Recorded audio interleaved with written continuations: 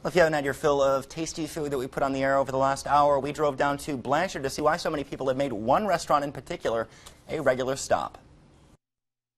It is just so easy to get lost in the hustle and bustle of life, and the time you do get off, you tend to speed through that too as a result. This place is all about conjuring up a bygone time when people used to take their time and do things the right way.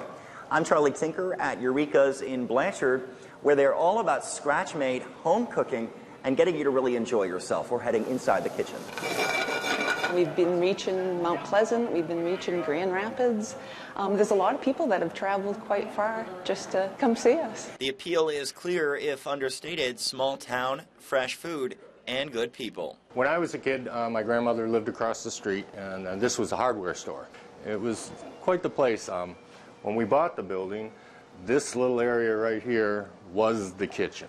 Just as clear the quality of what Michael and Ruth Schmidt have put together, a passion fostered from childhood. They're slow cooked in the oven for quite a while, makes them nice and tender. Some of the things my grandmother made, some of the things my mom made, it reminds me of growing up and eating it as a kid. It makes you remember all the nice things and the good times. Is it surreal to you to now be the guy behind the stove? If you would have told me that growing up, I'd have never believed it. Eureka's, named for Michael's grandmother, epitomizes classic American down-home flavor.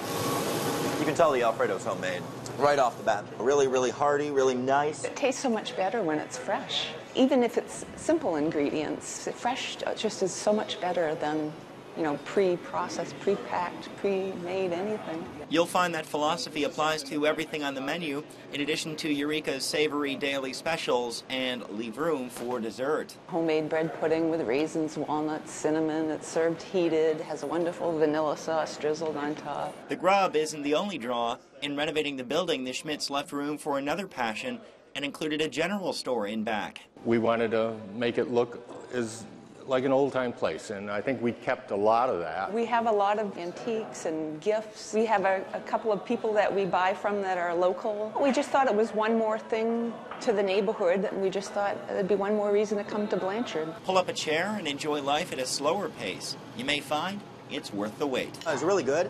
Nice bark on there from the char grill. The sauce is killer. Is it a secret, or can you tell? It's a secret.